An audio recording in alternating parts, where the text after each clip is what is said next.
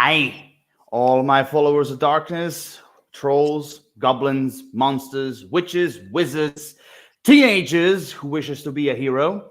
Welcome to another one of Laurel Shadow's good old-fashioned, although very rarely, reviews. And this time we're gonna do something I don't think a lot of people saw it coming, but also we're going to do a review about a TV show that I personally think is not only one of the best anime TV shows I've ever seen in a long time, but also one of the most underrated ones, and that I still think that people deserve a chance to see it.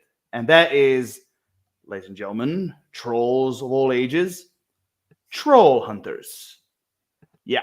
And I'm here today, of course, like always, with my one of my favorite council members. Hi. Let's hunt some trolls. Right, a few seconds late, but still a lovely introduction. Yeah, all right, that's right, guys. Like, we are here to do the Trollhunters review. So sit down, enjoy this crazy ride as we go deeper into the spoiler territory. By the way, if you didn't watch the show yet, what the hell you're doing here? Go on Netflix. It's still over there, and give it a watch, because trust me, it is worth it. So, 5, 4, 3, 2, and 1. You guys have been warned. Okay. So, before we go into Trollhunters' overall review, let me just give you like a little history about the project. Now, the Trollhunters anime TV show itself has been developed like one of my most favorite directors of all time, and also one of the greats, Guillermo del Toro himself. Now, when it comes to the Trollhunters, first and foremost, like as far as I remember vaguely from his interviews, Del Toro wanted to do Trollhunters as kind of like a live-action TV series, but of course, no one actually kind of was interested in doing it because they thought it was impractical, because of the budgetary concerns and everything. So Del Toro turned into a book, or a series of books. Not quite sure about that one. And then later on, basically, DreamWorks decided to pitch this book. They asked Del Toro if they want to do a TV show, and so here we are with Trollhunters, the animated series. Now, the overall series had 3 seasons, although personally for me, it's 4. But okay, we all have like our own personal point of views when it comes to that. But overall, like Trollhunters, or as I like to call it, Chapter 1 of the Tales of Arcadia. Now, if you don't know what I'm talking about, basically Trollhunters is the first chapter of this little Del Toro cinematic universe that he created, with 3 Below and Wizards coming afterwards. So, and of course, finishing it with Trollhunters Rise of the Titans. But again, that's a story for another time. Now we're gonna start with Trollhunters. Now, as usual, TK, I want you to start first. We kind of like, give us your overall opinion about like your impression of Trollhunters in general. Okay. So I liked it. I thought it was good. And like you said, it was originally envisioned as a live action TV show on Netflix, or I'm assuming Netflix.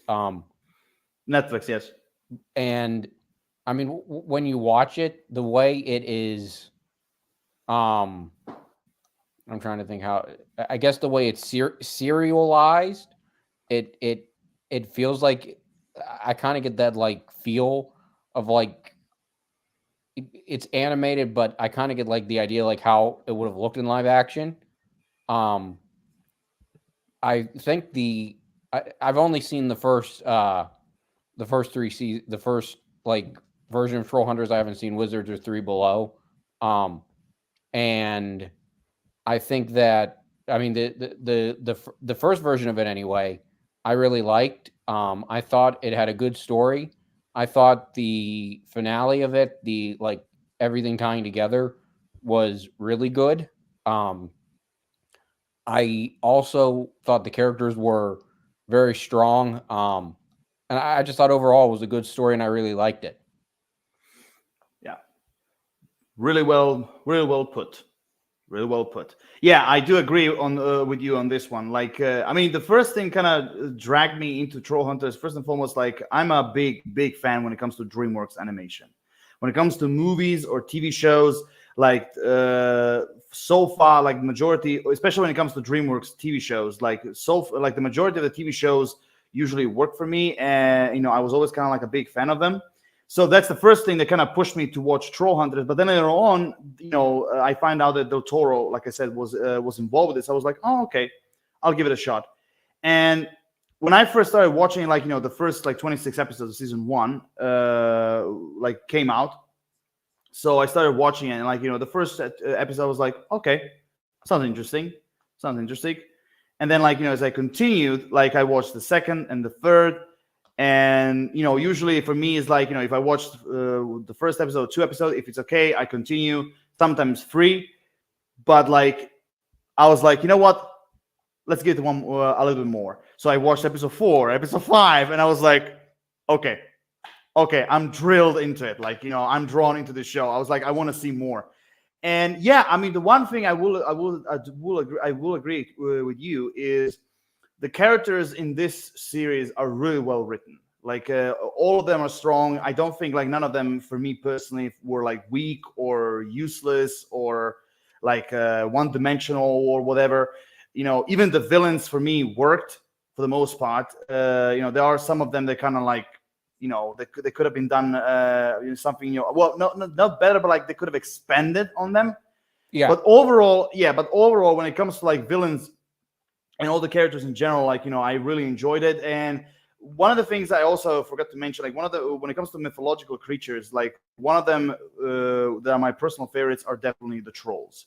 And throughout this Trollhunters TV show, there's been a lot of like elements from their myths and legends about trolls. Like when it comes to like the sun turned them into stone, the Killerhead Bridge, trolls living under the bridge, the troll market and everything. Like there's all sorts of stuff about the troll mythology that I really loved in the show. And also the designs of the trolls and the overall like expansion of their kind, like that, like I personally also thought like it was also well done, because one of the things I love is that every single troll had a personality on their own. And I love the idea, like because like in every single mythology you have good trolls, you have bad trolls. That's always been like that.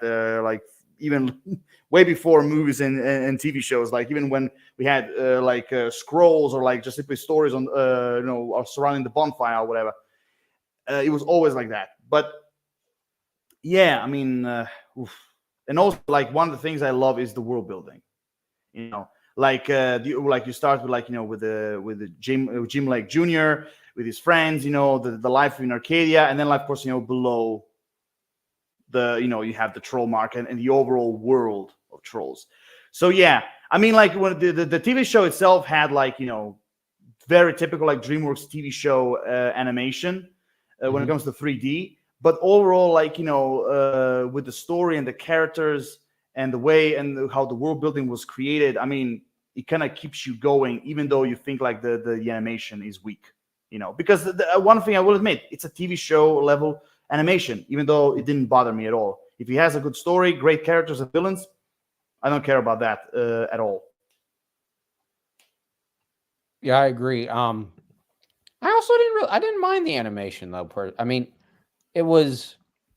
No, I'm not. I didn't say I minded. I was only trying to say that you can see the difference. Like if you watch like a DreamWorks movie or a TV show, you can see the difference that it was like TV show animation, style that usually DreamWorks uses. Like for example, when Kung Fu Panda: Legends of Awesomeness, or DreamWorks Dragons, or what else? Hell, even like even Megamind Rules, if you want to put that on the table as well. Like that's what I was trying to go. I wasn't saying that it's bad. Okay. I'm just saying that it's that type of 3D animation that DreamWorks usually does when it comes to TV shows.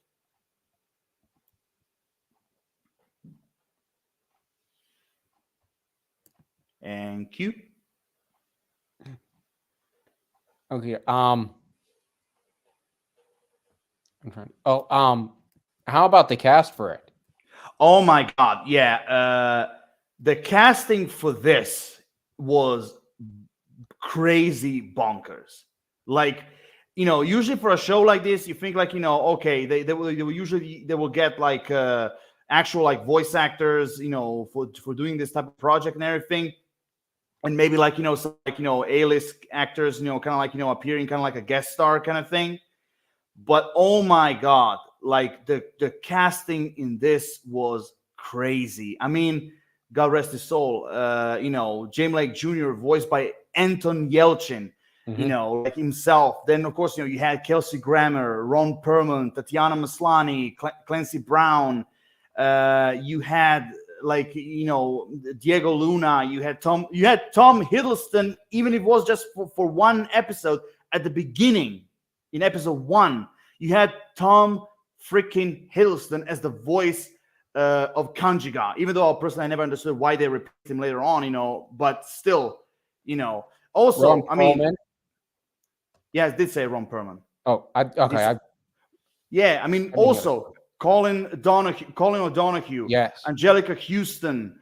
You also had the great David Bradley as the housekeeper of Hogwarts, voicing freaking Merlin, which I thought he did a phenomenal job voicing Lauren Merlin. Tom. Excuse me, Lauren Tom. She was the changeling at the museum. Yeah, she was the oh shit, she was Strickler's friend. Yeah, I know the whistling troll, or should I say whistling changeling. Yeah. Yeah, I know. She was always voicing King on the Mountain. She was always whistling that. Oh shit, what was her name? The character. I mean, not the actress. The character. There it is. Namora. Namora. Thank you. Yes, Namora. Now she is one of those characters. I think they could have done more with her. Kind of like expanding her character a little bit. I mean, she served her purpose as a villain at the beginning. Well, did she die whenever they were escaping the Dark Land? No, she didn't die. She escaped with them. Okay, I could not remember.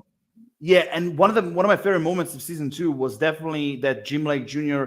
and Namora relationship in their prison in the Darklands. Like, I love their relationship. The character development. Not simply between him but Namora as well. Finding out a little bit more about her.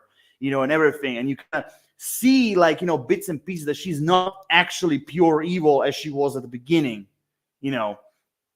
I love this kind of like I love this kind of like branches, let's put it that way, when it comes to like character development itself. And again with the casting, if I have to go, like you had Jonathan Hyde as Strickler, you had freaking Lena Headey as the voice of Morgana. Fucking Lannister from the Game of Thrones herself, like you had her as Morgana, which again, perfect casting, and again, I can go on and on. I mean, you had freaking Bob Biff voicing the coach in Arcadia. I mean, like, oh my God. Again, I agree with you. The casting was crazy in this one, and I do have to say, every single one of them did their job beautifully. Yes. Absolutely beautifully. Now, I have a question for you. When it comes to casting, which one is your favorite casting choice? Kelsey Grammer. Yeah, I mean that. Okay, we talked about it before, but like, yeah, that's for a lot of people would be an obvious choice. Yeah, Kelsey Grammer as Blinky, the mentor of Jim Lake Jr., or with his real name Blinkus Galadriel. Yeah, I mean. Yeah. I mean, that was a perfect character for Kelsey Grammer to voice because, like, with his wittiness, personality, and charm that Kelsey Grammer had was perfect. But also, what I love about that character and the way he portrayed him, if he felt also like the character had a little bit of like Shakespearean elements. Yeah. In his character, and I really, really loved that. And of course, I adored the father figure, like son relationship between Jim Lake Jr. and him. Like I really, really love that, and of course, he even like his comedy moments are like hilarious, and of course I love even his relationship with Ark, who was voiced by the legendary monster voice actor Fred Tatasciore. Yeah, I mean the cast overall is crazy, but for me personally, I mean I will definitely go with Kelsey Grammer, but there's so much in it that I don't know which one to choose. Like, I mean, I can even go for like with Mark Hamill as the Dictatious, like which is kind of like the opposite of Kelsey Grammer, or even Clancy Brown as Gunmar. Oh, hey, did you mention Tom Kenny? Yeah, I did. Tom Kenny, who voiced that Otto, that German, the German changeling commandant in the show. Yeah. You know who else he voiced? I didn't realize this. Of course, I don't remember his voice. But he also voiced Claire's father too. Yep, he did. He does. So, He, so Mr. Krabs and SpongeBob are in this. yeah, yeah. Although this time Mr. Krabs is actually his boss. Yeah, Yeah, and this time SpongeBob is actually afraid of him. yeah. Oh my god, yeah.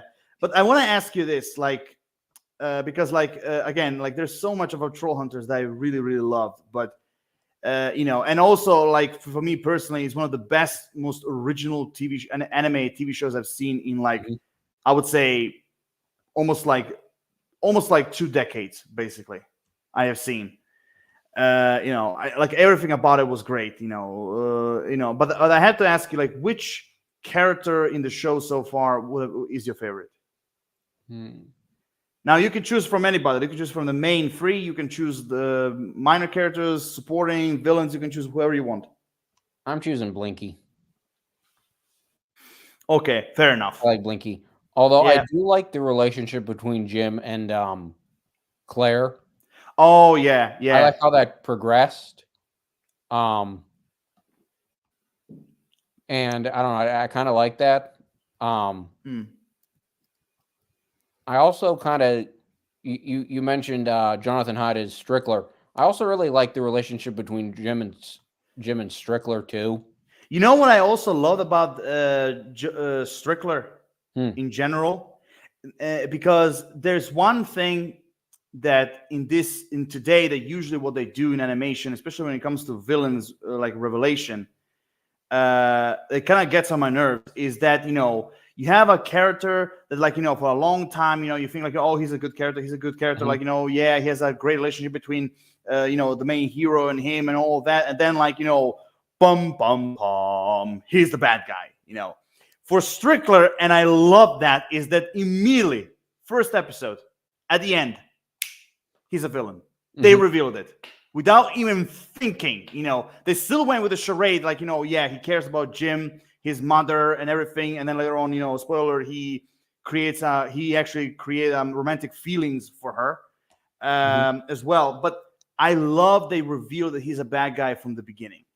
I love that. Like, okay, without teasing, he's the bad guy. Okay, that's all you need to know. Okay, now let's go forward.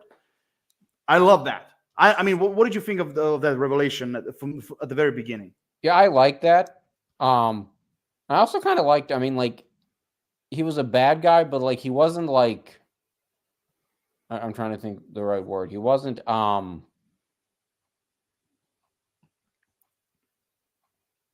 guess he wasn't like a stereotypical bad guy. I mean, like, what I mean is he kind of like. You kind of. I don't know. You kind of wound up like liking him and like kind of like sympathizing with him, I guess.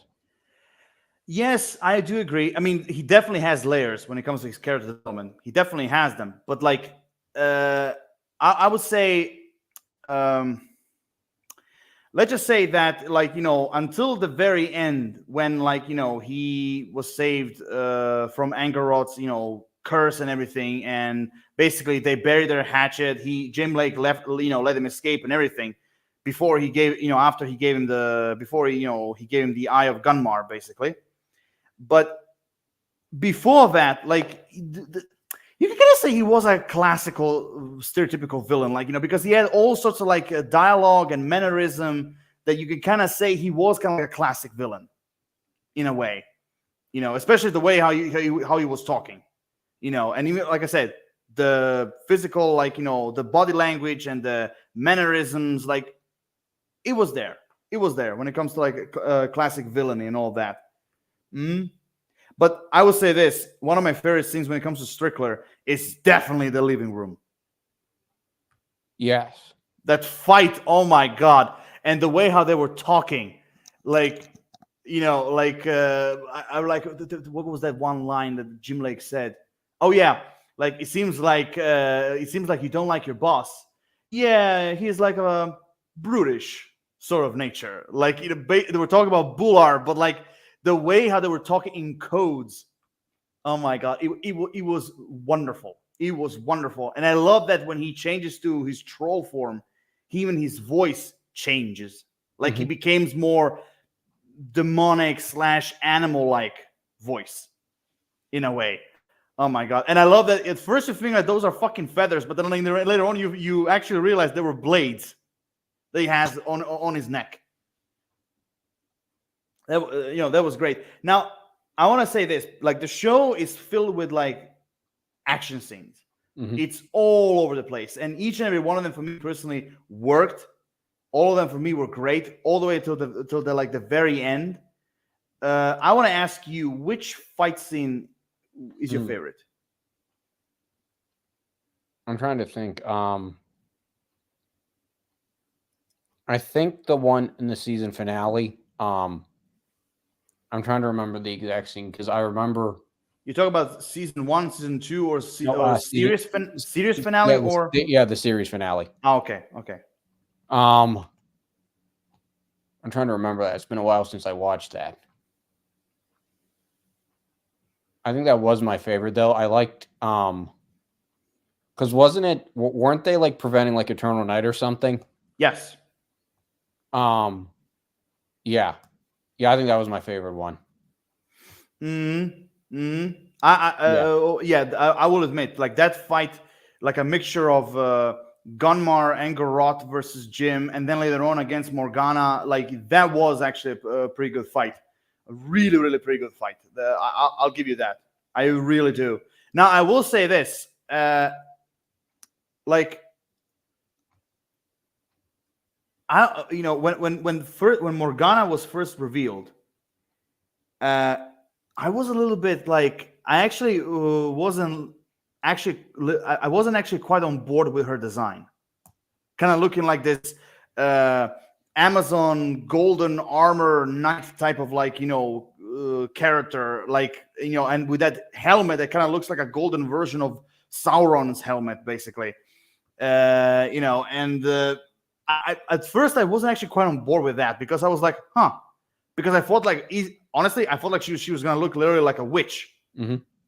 Something like between a queen and a witch, basically. Like something like that, like medieval type of like.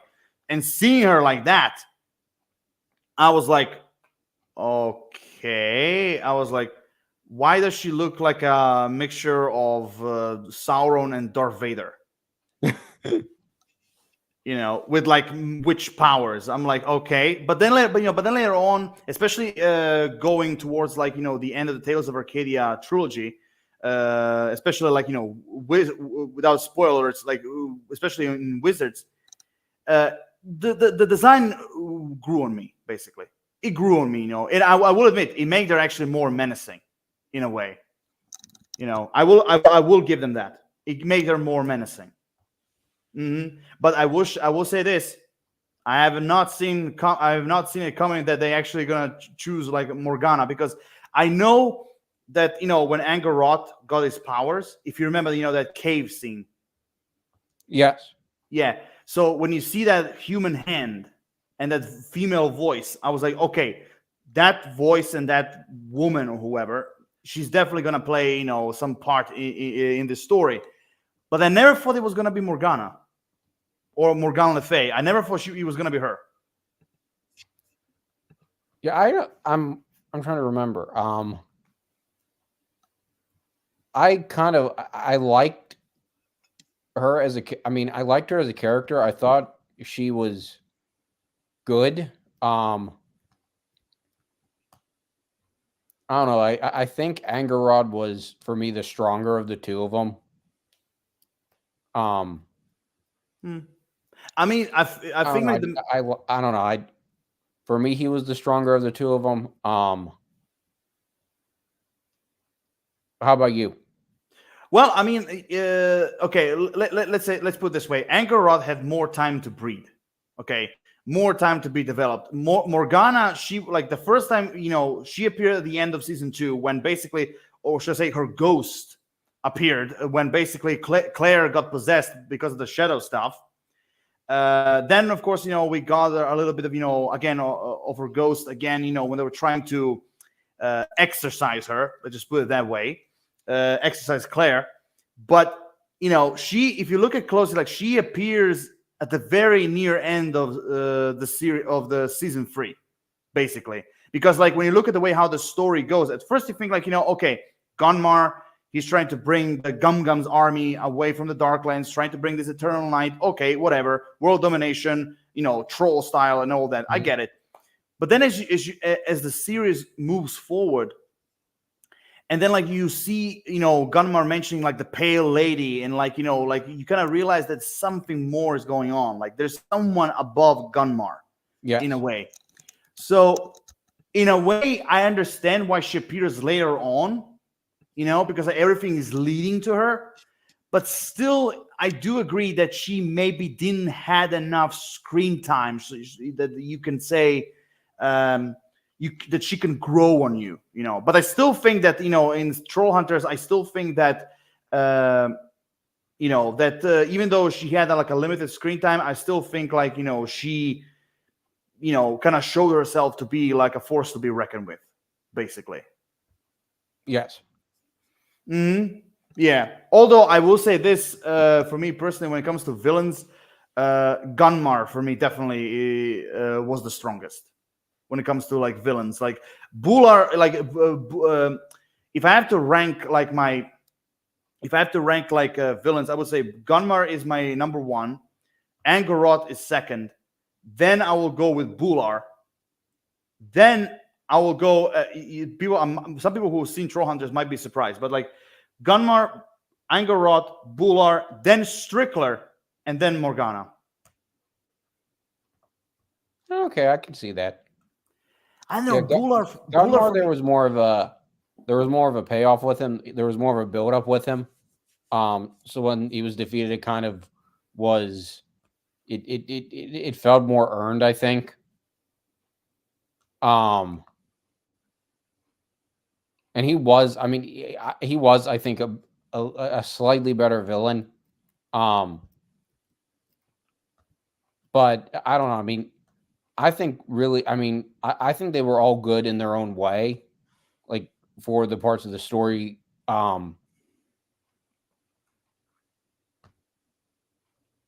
Yeah, I mean, I think they were all good in their own way, but I mean, I can see Gunmar being probably the best.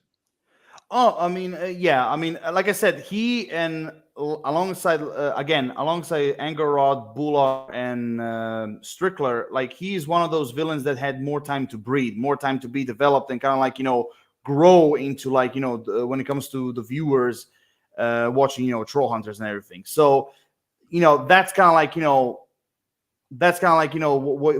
what basically you can count. So that's why Morgana maybe for a lot of people might not be their favorite, because like again, she spoiler alert, she appears like way later on in season 3, because again, the story, everything leads to her. But and she didn't have too much screen time either way, but still I'm gonna give her the benefit of the doubt. Like she still showed herself as a pretty cool villain, and everything. Even her dialogue was like really good. And again, Lena's performance as Morgana, I mean, like she was really great. I really, really, really like her performance as Morgana. And even though in her performance, I can kind of also listen to Cersei a little bit from Game of Thrones, like because they have some similarities as characters. I don't know how much you're familiar with Game of Thrones in general. Yeah, not really. I need to get into that. Oh, okay. But again,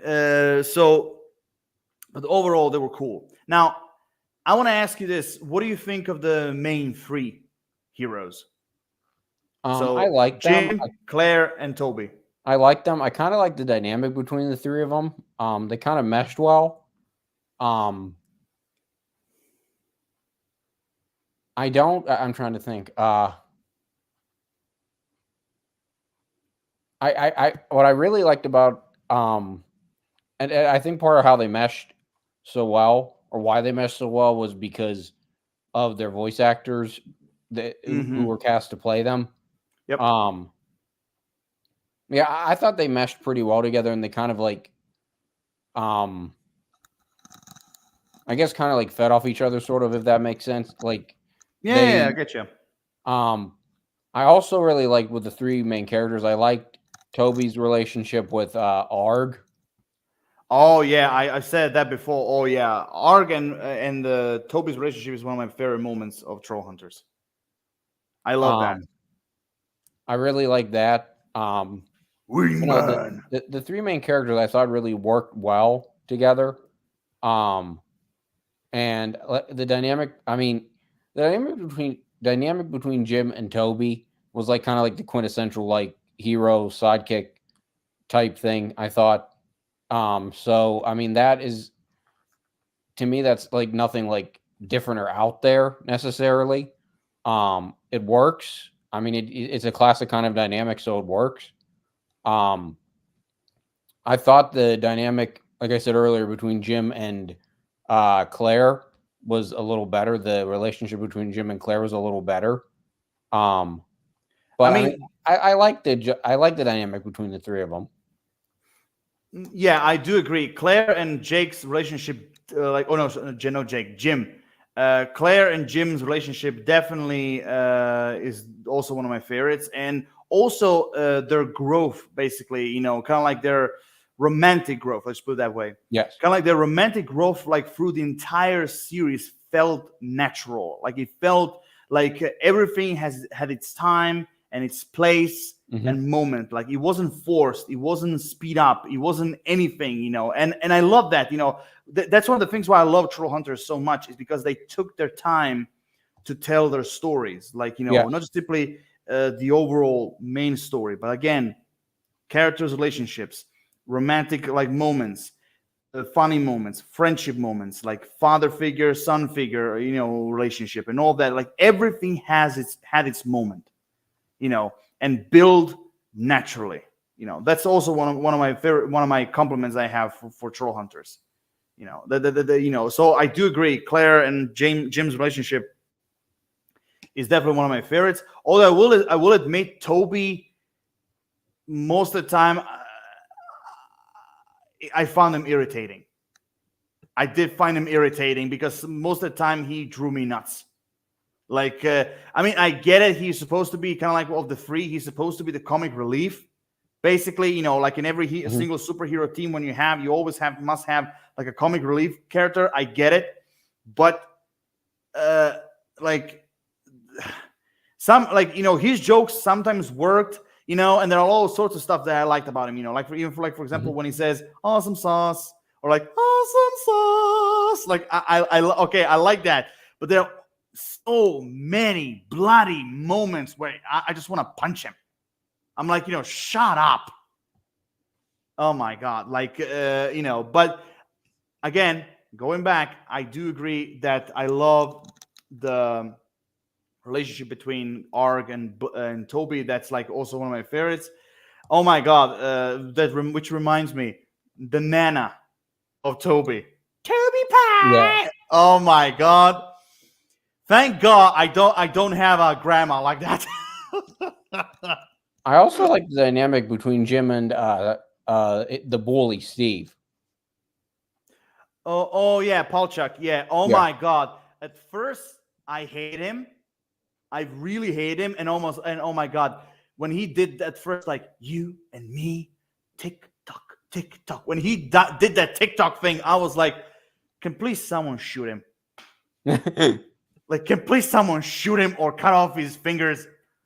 Like, oh my God, like, I mean, it sounds brutal, but like there was a lot of times at first that I really hate him, but I did start liking him, especially after that episode between him and the nerd, when they Yes. had like that goblin caged, and they were like, Yes. trying to, when they had like suspected that that Jim is kind of like this alien monster or whatever. That all that charade in the museum. Mm-hmm. Which is another thing I love about Trollhunters is that those two episodes, like the first part, you had the flower thing, the slimy monsters that eat remains of the trolls.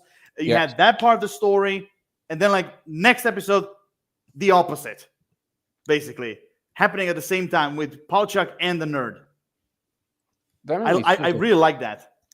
That made me think of something. I need to check that out real quick about the Trollhunters. Yeah, what was their name? Oh yeah, they call themselves the Creep Slayers. Yes. Oh my god, their dynamic is hilarious. But then later on, basically, he grew on me. Even though most of the time he acted like a pussy or like an idiot, but he grew on me. He did. Like which basically kind of shows you that even a bully can be redeemed, in a way. But Well, I was, yeah. Um, Also, oh, sorry. Go ahead. I forgot. I need to look up the character real quick. I forgot about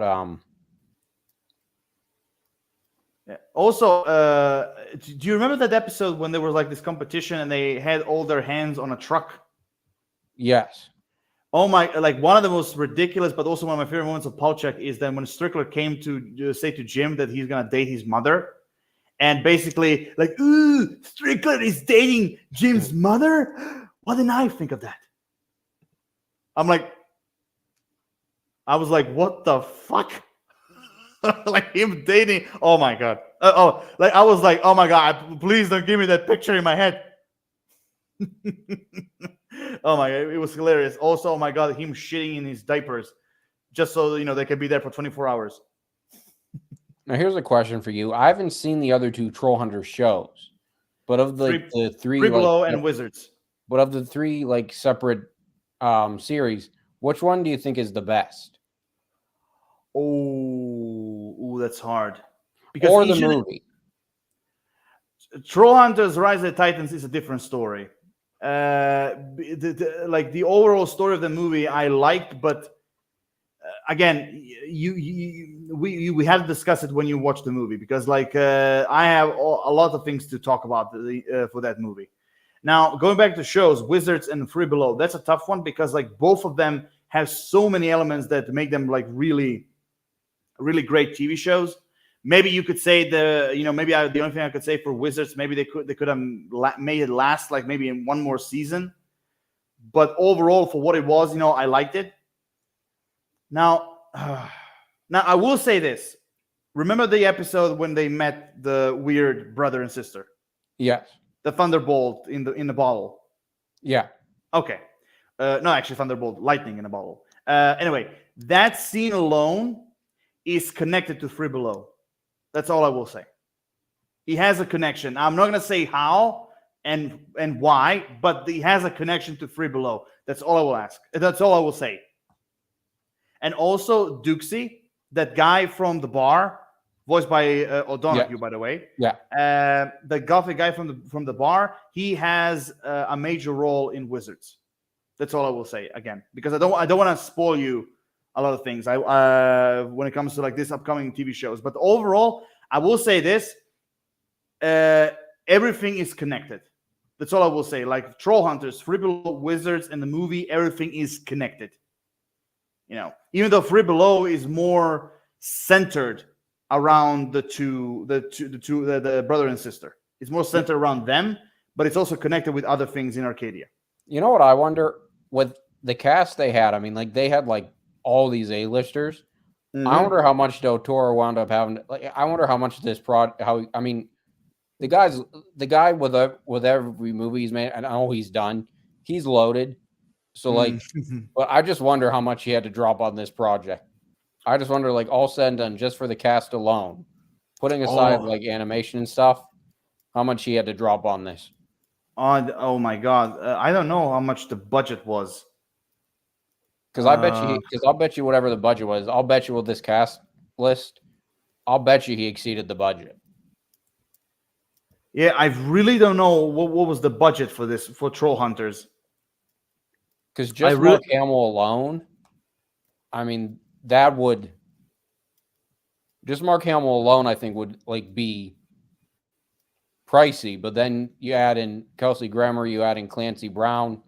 I mean, like, you also again Maslany, Diego Luna, David Bradley. You had Lena Headey as well. Like you have all sorts of like A-list actors in this. Clancy Brown is also a voice actor, so I think like they could make an easy deal with him. Mark Hamill as well. I think like he's also because he's also part of his career is also voice acting. So I don't think he was a problem. I don't even think Ron Perlman as Bular. I don't think even he was a problem to get. But yeah, Ron Perlman seems of the I would say probably the cheapest one of the cast list, and it's not saying that she's a bad voice actress. I like her, but she is. I wouldn't put her A list. I might put her B list. Is Lauren Tom? Wait, who exactly? Sorry, Lauren Tom. Lauren. Oh, okay. I get you. My guess is she was probably the one they had to spend the least amount of money on, only because, like I said, I mean, she's been in stuff, but I wouldn't necessarily put her like as an A-lister. Also you had Angelica Houston in it, like as the queen. I think her name was Queen Uzerknife, the character that she was voicing. Yeah. So, again, I do believe the budget was big, but again, I still don't think the budget was like on the, let's just say, Star Wars live action TV shows level. I don't think it was on that level. It had to be it couldn't have been that much. No, for example, let's take an example. The Acolyte, Star Wars TV show, they had like $280 million budget. And Trollhunters, and also given the fact it was animation, I think like they had way less than that when it comes to the budget. But again, you also have to realize that it depends also if the actors were interested to do it or not. It's not just simply about the paycheck. It's also about if they want to do it or not. I wonder. Well, that's probably a dumb thought, but I wonder because that just made me think of something talking about so initially we talked about how it was envisioned as a live action TV series, but that was like deemed impractical due to budgetary concerns. Mm-hmm. I wonder if the budgetary concerns that made it impractical live action were maybe the effects and like the prosthetics and stuff, but maybe the cast list. Again, it depends. Here's the thing: it depends on what timeline Guillermo del Toro wanted to do Trollhunters live action. It depends. So I don't think if he wanted to do way back then Trollhunters as live action, I don't think the casting would have been the same. I think that would have been a lot more. Like I think like when it comes to, I don't think like for example, I don't think Kelsey Grammer would have been Blinky. I don't think like Mark Hamill would have been Dictatious. I don't think Clancy Brown would have been Gunmar. I think like he would have chosen much more, higher actors than them. I think, So and again, I think like when it comes to Trollhunters, if Del Toro wanted to do them live action, I think they would have worked more as a movie trilogy than as a series. Because like it would have. The problem when you do anything live action like that is, especially as a series as opposed to a movie or a series of movies, is it becomes, I guess, tedious. If that makes sense. Yeah. Also, our fellow FRC sent us a comment. My Sunday night entertainment. Love my fellow Shadow Council members. Hey, FRC, why are you commenting? Why aren't you on here with us? Yeah, exactly. Why are you not here? I give you all sorts of chances to be here. Why are you not here? It doesn't matter if you don't know anything, but at least we'll be in a much more entertaining conversation. Your keyboard clearly works. You type that, so you can clearly log into the. You can clearly get on the link. Yeah, exactly. Oh, bloody hell! Seriously. You don't have Oh any my- excuses next time, FRC. No more excuses, Mike. No more excuses. You're gonna be there, even if I have to appear in front of your house with a shotgun. That took a dark turn. You think so? Oh, I do more than that. Believe me. I can do more than that. Yes, I can.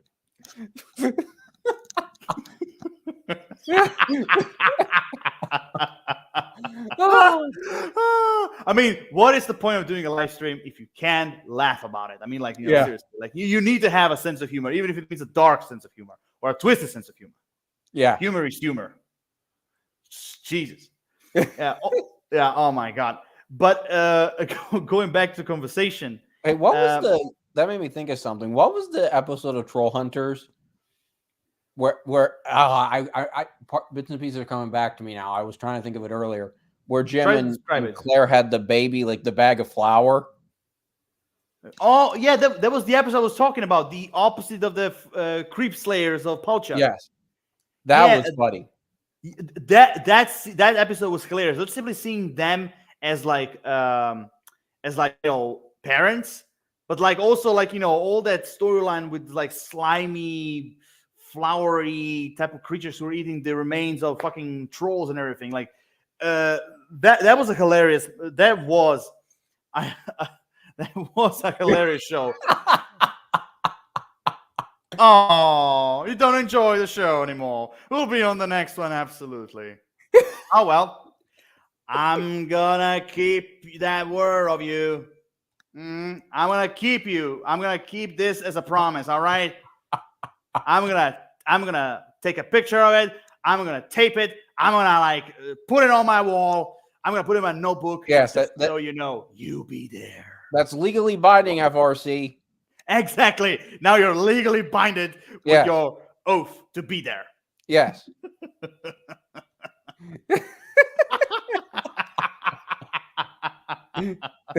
Oh God. Also, now I just want to ask you this: do you think Arcadia would be a home where you could actually live? Would you love to live in a place like Arcadia? Yeah, probably.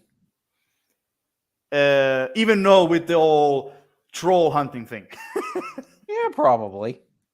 Yeah. Also, I just want to say this, like, which I mentioned before, like every single character had its moment, to shine.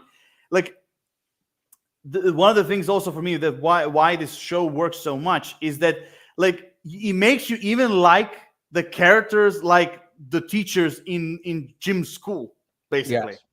Even they had their moments, even though most of them are a bunch of assholes, but like and weirdos, but still, like every single one of them, like their own personality, their own flair, in the character, and every single one of them had their moments, and like I love that. I mean, I want to ask you, which of the teachers is your favorite?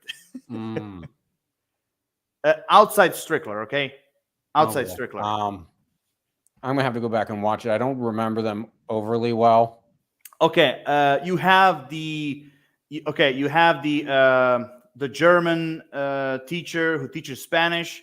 You have that four-eyed lady teacher who teaches math and theatrics. Romeo and Juliet thing, if you remember.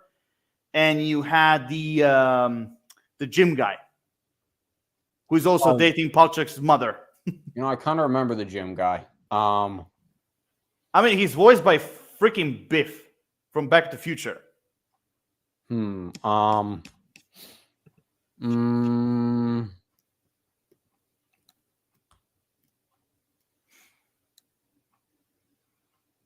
I might go with the gym guy.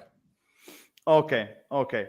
Now, one of the other things I want to mention is that I mentioned at the beginning. What I love about the show is that how they expanded on the mythology of the trolls.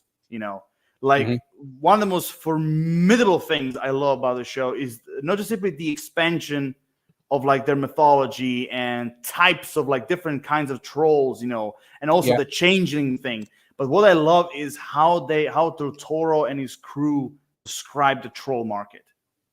Like I have Yes. to say, this troll market for me was way better than the one in Hellboy: The Golden Army.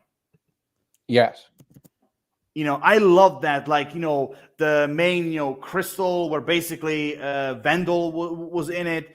All the like, kind of like different shops. Like I said, different types of like, trolls and everything. Also, that freaking shop with like broken TVs. Like, oh my god, there was one scene at the beginning when like one of the TVs was like working, and they're like, complaining like, "Oh, what is this?" and all that. Then they punched the freaking TV, went back into like a gray zone. Let's put it that way, and they're like, "Huh? Oh yeah, that's better." Yes. Like, oh my god, oh my god. Now I want to ask you, besides the main Well, characters, the other thing too I just thought about is with the yes, changelings, that was a concept that could have gotten really confusing really, really fast. yes, that is And true. I do agree. and it never really got confusing. Like it always kind of made sense to me. It never really like felt like it got out of hand or convoluted or anything. Hmm. So I thought that they did that really well too. Yeah. And then the other thing is I'm just going to circle back to what I said at the beginning is that the one thing I really liked about it, going back through and just looking at the episodes, is how serialized it was and how Mm-hmm. like they did well with the continuity from Yep. episode to episode. I really like that. And then the other thing I would say too is um I forgot this earlier is that for an animated show, in terms of the series finale, um, I thought it had a really good and really strong series finale. Um, and a Yep. lot of animated shows you don't get that with. That's Um, true. if you even get a finale, so even live action shows you get finales, but you get like duds. So I thought the finale too was really strong with it too. Yeah, I mean, the finale of the series overall, for me personally, it was like a bittersweet ending. Basically, like they won, but at the same time, with everything that was going on with Jim and everything, because like, which reminds me, I want to ask you, what was your first personal thought when Jim transformed into kind of like a half troll, half human? I like that. That was a cool element. It kind of reminded me. I actually just thought this just now. It kind of reminded me of in Aragon when Aragon became like I'm trying to remember. He became like an elf or something, and like the last book. It kind of Mm-hmm. reminded me of that. Makes me think of that idea. Um, but I like the idea. I thought it was a cool idea. Um, Mm-hmm. I thought it gave him more growth and made his character more interesting. Yep. Um, and I mean, it made sense. It also I think furthered the story along. Um, yeah, I liked it. What did you think? One of, for me personally, at first, I was kind of like, I was kind of like emotional because like what Jim had to do to kind of like defeat Gunmar and Gorot, because like one of my favorite moments in season 3 was definitely that discussion between Merlin and him, where basically Merlin was trying to explain to him that he cannot beat Gunmar and Gorot or even Morgana as just a human. Like he needs to be he needs to be like this balance between humanity and troll kind, basically. Hmm. Like for example, for example, when they were like talking about like this potion that basically he needs to put in water, and he needs to Hmm. submerge himself into it. I will never forget that line where Merlin said basically, why the amulet chose me, and he's like, yes, you did. You were chosen to be the first human troll hunter, but you were never destined to remain so. To protect the world you love, to be the champion of both worlds, you need to be more than human. You need to become both troll and hunter. I was like, man, I love that dialogue that Merlin did, and because like he brought all the cards to the table, not simply like for himself, but like that way, he will also protect his friends, the people he loves, his mother, and everybody, like because if he was just a human, basically the war would have been lost and everyone would die, basically. You know, Mhm. I love that dialogue. So when he transformed into that kind of like human, let's say half human, half troll, you know, it took me a little bit to kind of like embrace it. But that, you know, because it was kind of like, you know, a little bit emotional because of what Jim was going through, you know, kind of like trying to control this, like, you know, new feelings that he basically got in his own body, Mhm.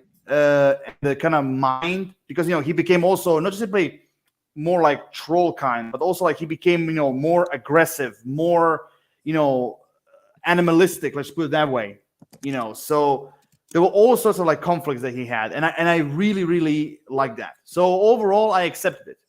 I really did, you know. And it was really heartbroken, like he had to leave his mother in Arcadia so he can, like, you know, protect his troll kind, you know. Like even like Toby was left behind. The only one who went with him was Claire. Mhm. But you know what I liked about that ending Hmm. was that speech at the end that Anthony Yelchin said like in the first season for the Romeo and Juliet audition. You know, you know that speech that he gave when he was doing the audition. I'm trying to remember that. Refresh my memory, please. Uh, wait. Oh my God. Let me just Jim Lake. Just give me a second because I don't. Uh, just give me a second. Give me a second because that's what he said. Okay, so that's basically what he said at the beginning, and he also said at the end in the background, you know, which I thought was a nice touch. Basically, destiny is a gift. Some go their entire lives living existence of quiet desperation, never learning the truth that what feels as though a burden pushing down upon their shoulders is really sense of purpose that lifts us to greater heights. Never forget that Okay. Yes. fear is but a precursor to valor, that to strive and triumph in the face of fear is what it means to be a hero. Don't think, become. Yes. And I was like, that speech at the end, and also through Anton Yelchin's voice, I was like, that was a nice touch. A really nice touch. Well, it was. I'm trying to remember.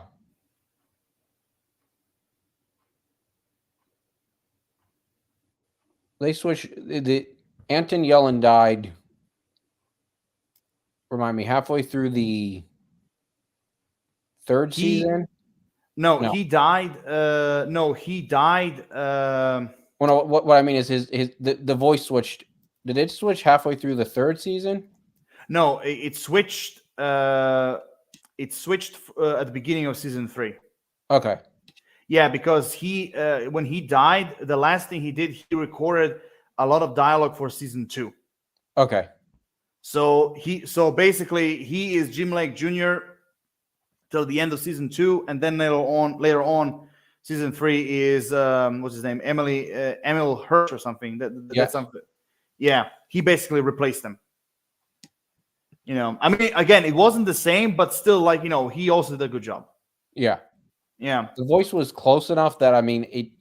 I didn't really notice the change. Like, it was hard for me to like distinguish the change. Um, which I Yeah. mean that was good, but I mean, I don't know. It's sad he died because I think he Yeah. was. I mean, he was the perfect. He was the perfect voice. But yeah. Yeah, I get you. I get you. I mean, yeah, I mean, definitely. Like, even for me, he grew on me as Jim Lake Jr. So hearing another voice in season 3 was really heartbreaking. You know, but look, you know, sometimes, you know, life can be cruel or just simply a bitch. So it is what it is. You know, sadly.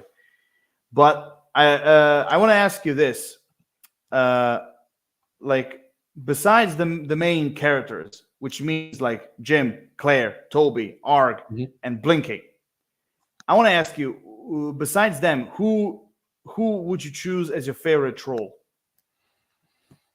besides Hmm. Blinky and Arg? Hmm. Again, you can choose again from characters and villains as well. Noam Chomsky. That's a gnome. I said troll. Damn it.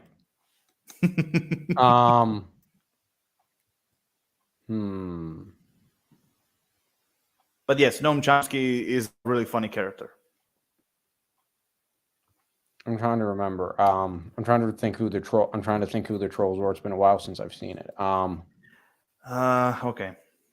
Well, I mean, you have. I can name them if it helps you. Yeah, remind me the names, please. Okay, you have Droll, who is the son of Kunjigar, who wanted to be the troll hunter. You know, he challenged Jim at the beginning in a duel to the death, and then later on they became allies and friends.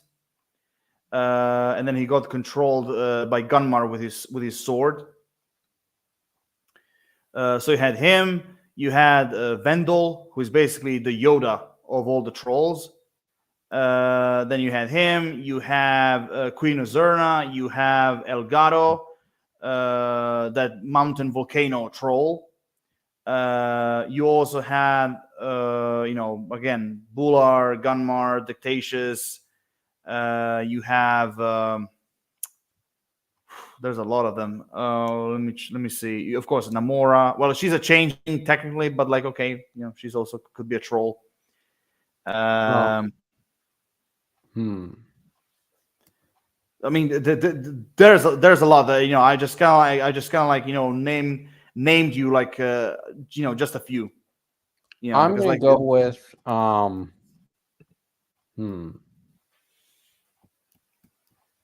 I think I'm gonna go with Vendel. Same with me. I really loved Vendel. I mean, again, like I said, he is the Yoda of the trolls, basically. Kind of like this wise shaman / leader of the trolls. Well, of troll market. But I really liked him. His stubbornness, also the wisdom. I really liked the relationship, that kind of like mentor relationship with Jim. Because aside Blinky training, Jim, Vendel also helped him a lot. Like he also gave him like some wise advices, how to fight, what to do, what to use and everything. So I was kind of like crushed when at the end Queen Uzerna killed him. I was kind of crushed, that he died, because I really, really, really liked him and everything. So I think like we're both on the same page on this one, like when it comes to like Vendel. Again, there are all sorts of like troll kind, like characters, but I will say this, that Vendel is definitely my favorite outside the main characters. I mean, All right, I gotta go back and rewatch it. I vaguely remember them. Yeah, I'm gonna have to go back and rewatch it. Yeah, no problem at all. Yeah. Also, what I wanted to mention about Trollhunters as well is, wait, let me remember, because I don't want to forget it. Oh my god! I also now had something in my mind. Now I fucking forgot it. Shit. What was the thing I wanted to say? About Trollhunters, like, oh yeah. One of the things I love about also Trollhunters is that this show doesn't pull any punches whatsoever. Like in this show, people die. Yes. And I don't mean just trolls. I mean humans also die in this one. We saw like this show has like even like some twisted and dark moments as well. Yes. I mean, we saw a fucking cat being eaten by goblins. Yes. I was like that's twisted and dark. Waka chaka. Oh my god! Like when they said that, and also, I mean, how many times we saw goblins being killed? Like you literally see their blood and how they're squashed. Literally, and that's why I love that this. Like I said, this show doesn't pull any punches. Like they give you everything on the nose. Like when it comes to, death or some like dark, serious moments or emotional moments. Like this show gives you everything. Like Del Toro and his crew with Trollhunters, they literally told their story straight. Like literally, like not for kids or just for adults, but for everybody. Yeah. Yeah, they that's actually a good way of putting it about how it being for everybody. That's a good way of putting it. Yeah, I mean, like I'm telling you, like that. Sure, there are moments that are like kind of like for kids, but also if you look at it, like I said, you have, like I said, people die in it. People die in Trollhunters, and there are like all sorts of like twisted, bizarre, and even dark moments in it as well. You know, and there's all sorts of serious moments also in it.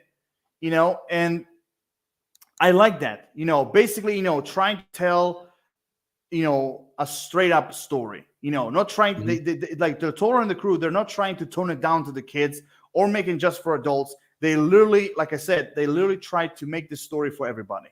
You know, that everyone can enjoy it. And I really, really like that, you know. And I will say, I will tell you right now, not even like even Free Below and Wizards, they don't like pull any punches. Even they, you know, tell a straight up story. Let's put it that way.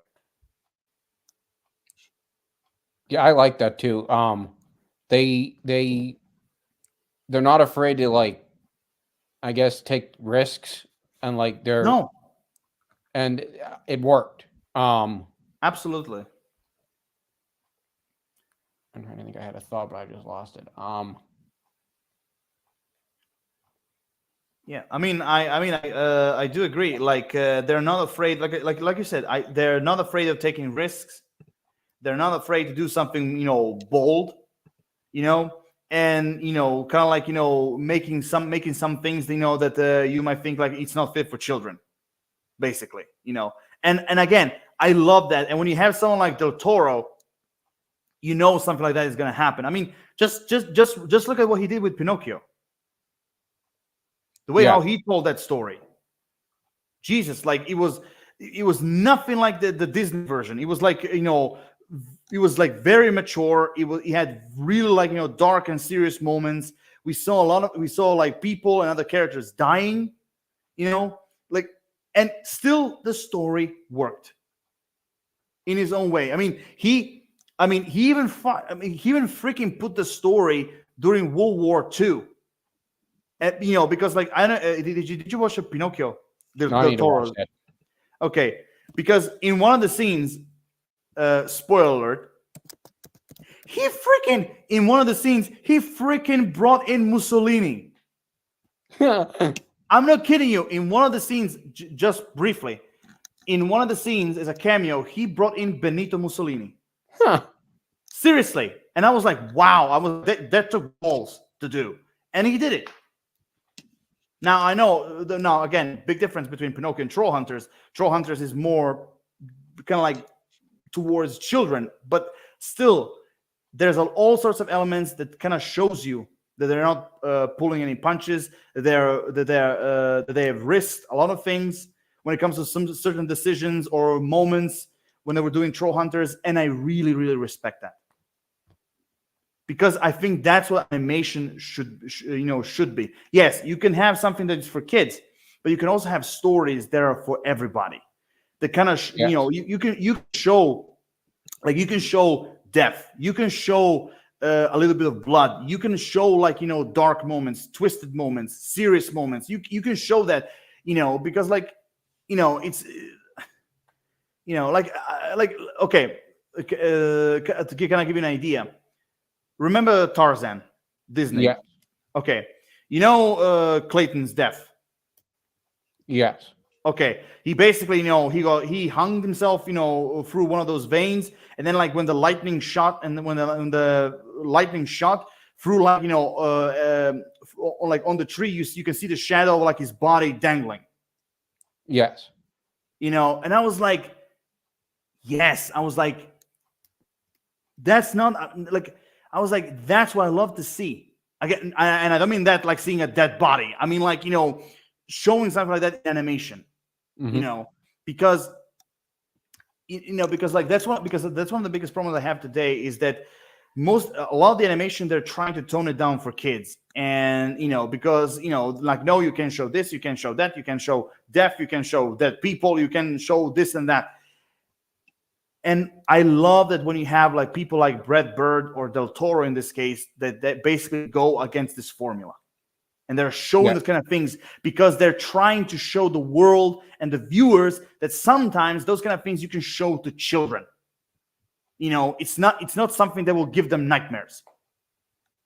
Again, they show a freaking cat being eaten by goblins. If you can show that, then you can definitely show a dead body. Jesus. I mean, again, maybe I'm mumbling a little bit, but the point is still the same. I agree. It doesn't like it might be because it's on Netflix too, that it doesn't get censored. I don't know. I need to think about that because if it were like on I wonder if it were on like a TV station like Cartoon Network, for example, or Nick, if like that would have been censored. Well, actually, not really, because there are all sorts of cartoons on Cartoon Network. I mean, that were on Cartoon Network that they had a lot of like adult material. Yeah. Have you ever watched, for example, Tartakovsky's TV show Bionic Titan? I haven't.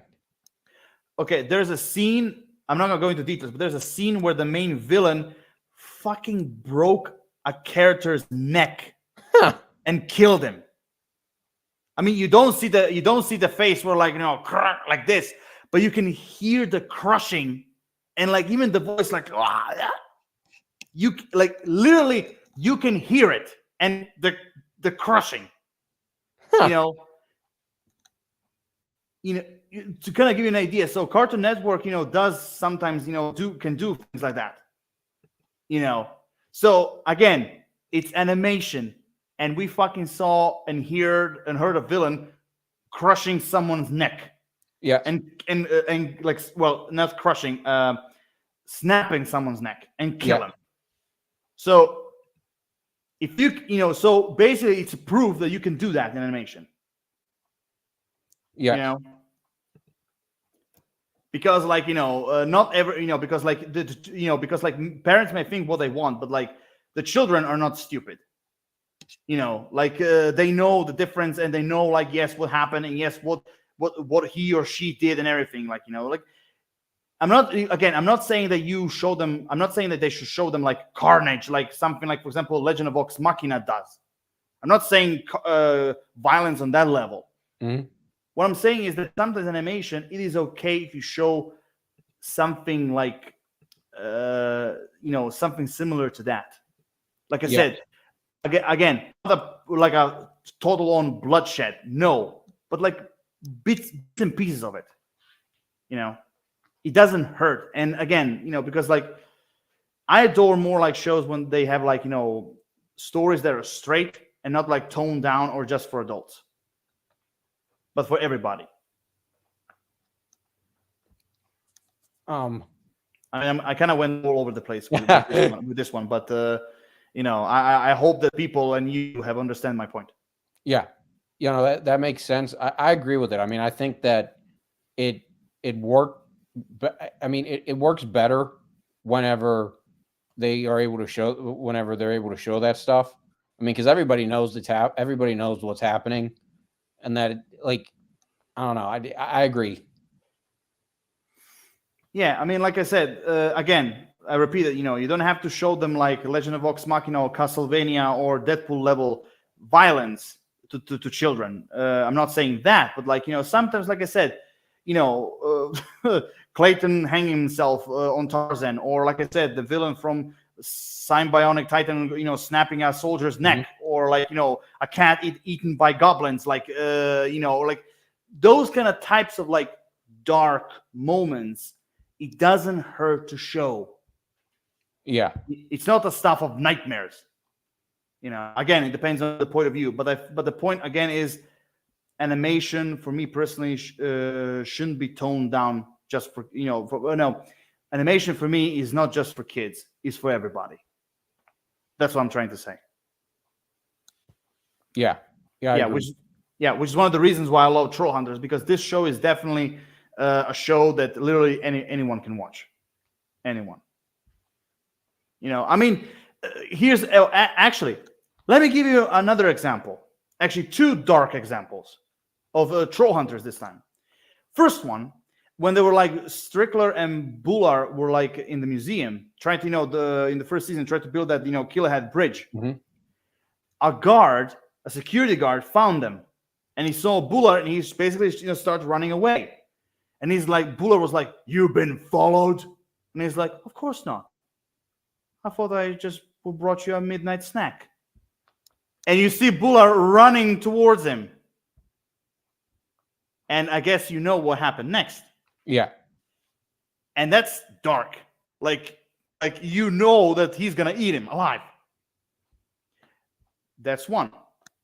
Second example. When Droll was in the forest, he heard a woman screaming. And there was a fucking car crushed on the tree. And you see Gunmar coming out, basically, like cleaning his mouth with his fucking tongue and either throwing or burping a woman's bag. That's also dark, because you know that he ate a woman alive. So you kind of get you. Are you trying getting what I'm getting here? Yeah. So one of the reasons why I love Trollhunters is that that sometimes in animation you can do bold things like that.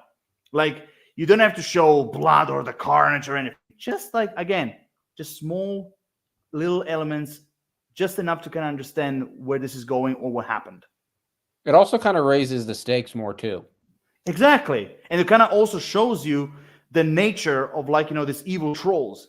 Yeah. Basically, the gums, basically, and what they're capable of doing and what kind of a type of villains they are, basically, or even as a threat. Yeah, I agree. It almost enhances it more than it almost enhances it more than like you'd think it, like, not that you think it would, but it almost enhances it to see that kind of stuff. Yeah, absolutely. Which again, for the fourth or fifth time for me, which again proves it that you can do types of things in animation, and that animation is for everybody, not just for kids. Absolutely. Those kind of moments, it proves that point. Which is one of the things I always beg Disney to go back to. To kind of like, basically those days where you can do a Disney animated movie and showing those kind of things. Now, here's a question for you. Go ahead. I do know how, because I looked up the spoilers, I do know how the Trollhunters movie ends. So based on the ending, do you think they could continue it with another series someday? Oh my God, would you want them to? The way how it ended, no, I don't want to. And I'm sorry, but like the movie itself was great, but the ending, I don't. Again, I don't want to go into spoilers, especially like because you have to see the whole thing to understand why that particular thing happened. But I want to say this: what happened in the end, it was anticlimactic. It was like it was stupid. It was dumb. Like.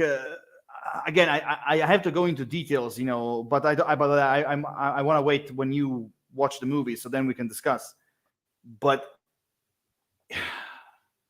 it just simply basically, for me personally, the ending of the movie for me personally ruined the entire Tales of Arcadia franchise.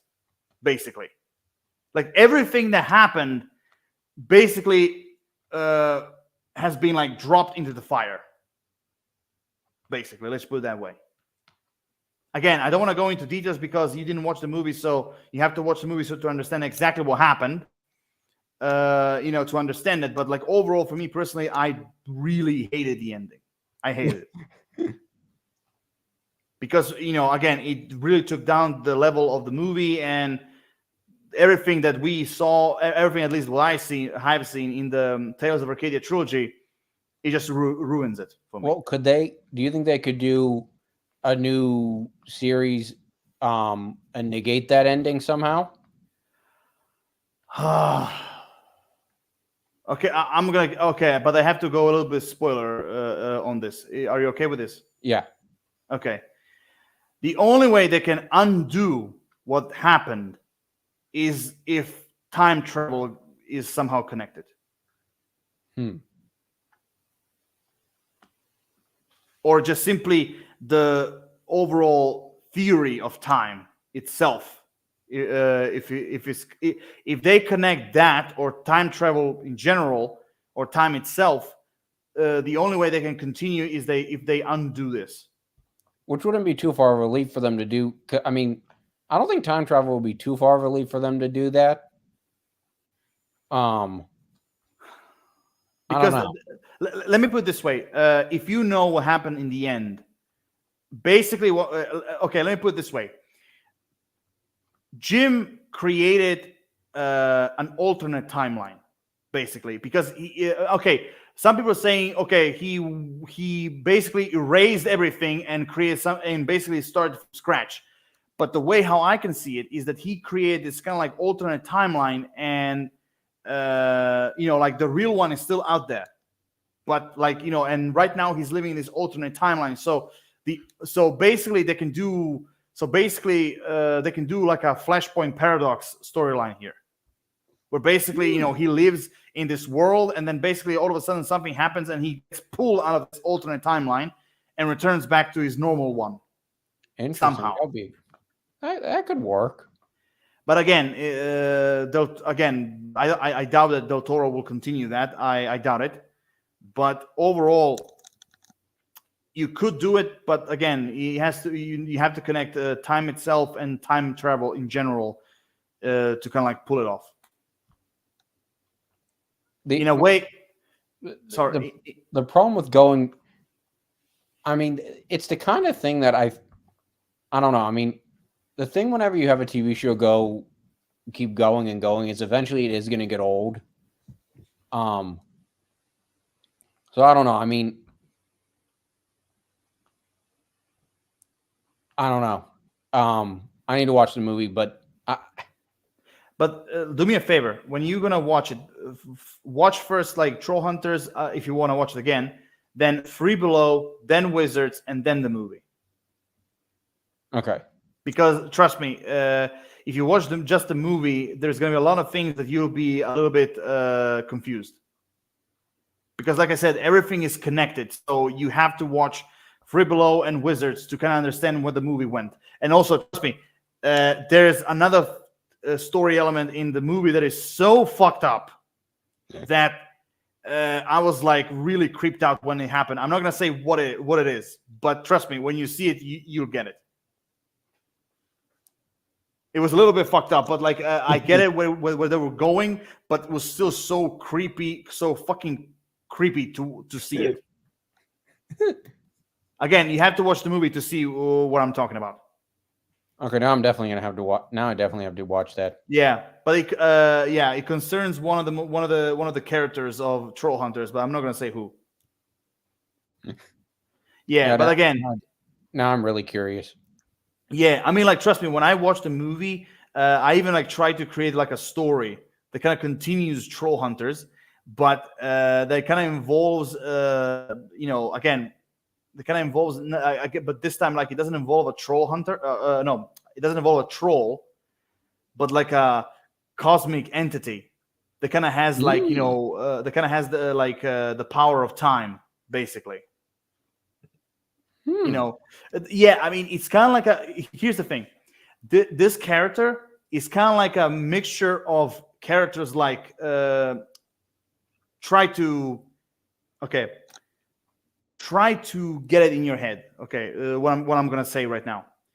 This guy, villain that I created, is basically a mixture of Father Time, Kang the Conqueror, a little bit of DC villain Kronos, and fourth one is he also has some personality. He also has some elements from another character that has connection with time. He's from an anime, but I can't remember his name. Oh yeah. No, not anime. Sorry. He also has a connection with the Crash Bandicoot villain Entropy, basically.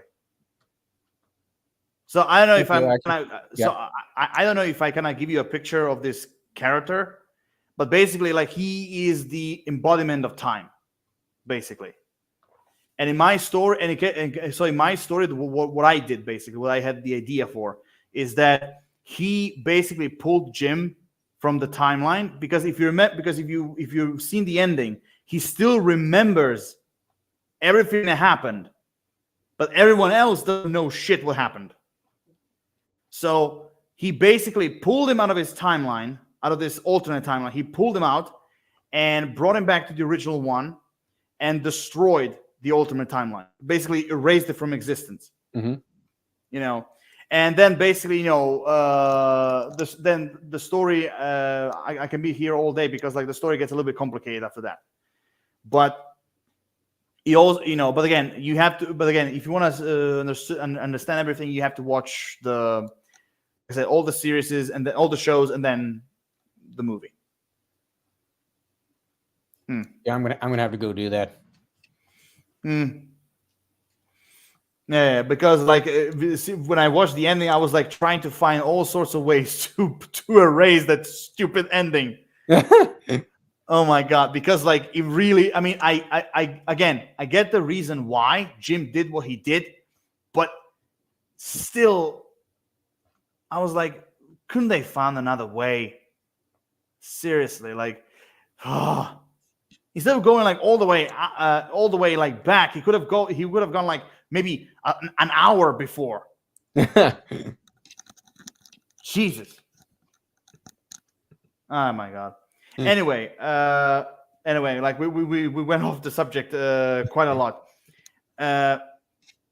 Anyway, so overall, how would you rate Trollhunters as a show? I'm gonna give it a 10 out of 10 because I think everything works in it. The casting works. I like the animation. I also really like the story too. How about you? Well, connecting the movie, my rating would have been 9 out of 10 because of the Rise of the Titans movie.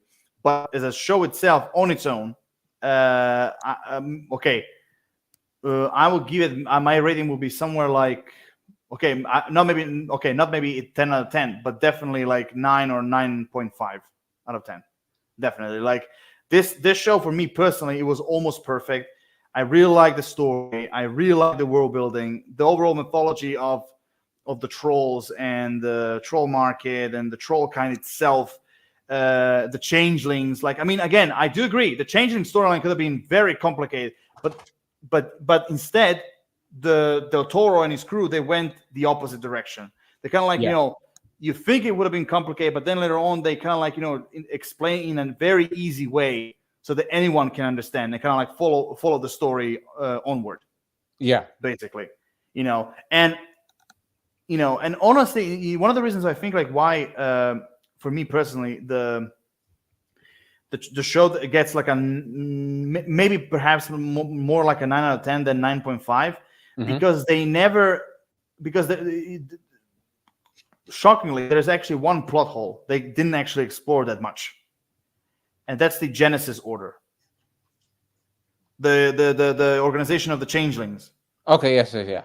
Remember that storyline when Angkor Wat first appeared, and Strickler basically said Gunmar had his chance, now it's our time. Yeah. And saying that like there was a few changes in the politics, then were other like in the army, then in the police force as well. Like, basically, changelings kind of like spreading all over the world. Yes. Basically, So I was kind of when that was first shown, I was kind of like very interested to see where this could go, but then they actually never explore that. If you look at it, That's basically. a good point. I didn't think about that, but that's a good point. So because for me personally, that was the only nitpick. No, not actually nitpick. That was the only negative I had for Trollhunters, like because that storyline still remained open. So I think I will keep the 9 out of 10. I'll keep it 9 out of 10. Again, almost perfect almost perfect show. I really like the story. I love the characters. I loved the villains, the emotional moments, the dark moments, the revelations, twists and turns. The fights were amazing. I mean, my favorite fights are definitely like the living room scene with Strickler and Jim. Then the fight between Droll and Jim when they were challenging when they had that challenge at the beginning, basically. And the third one is definitely gonna be just like you in the series finale, when basically he fought Angor-Rot, Gunmar, and Morgana. That fight was also like really amazing. I mean, don't get me wrong, the others were great. Even the one with Angor-Rot at the end of season 1 in Troll Market, that was also a great fight. But those three, personally, for me, were my favorites, definitely. And again, I like the expansion of the troll kind. I really did, like all kinds of like different kingdoms and different types of trolls. Like for example, El Gato in South America, in the volcano. I really like that. Also, I forgot to mention one of my favorite moments of Trollhunters was also Blinky turning into a human. Oh yes, I forgot about that. Yes. Yeah, it's. I think he said it's Polish. He pronounced Blink Hey. I love that when he basically was a human. I love that part as well. That was really funny. Also, one more thing I forgot. I was really emotional when Arg turned into stone. Yes. When he was stabbed by Angor-Rot's blade. Like, oh my god, that was so. It really hit me hard, But again, I was really happy when he turned back. When he turned back to normal, that was really great. Also, one more thing I forgot to mention. I love the overall Trollhunter like origin of basically, how they were created and who they were, and I really love the Ghost Council basically of all the Trollhunters that came before him. Yes, that was cool too. That was really cool. It was, but my only nitpicky thing was that only Kanjigar showed up. I thought like I think it would be really cool if we saw like other spirits.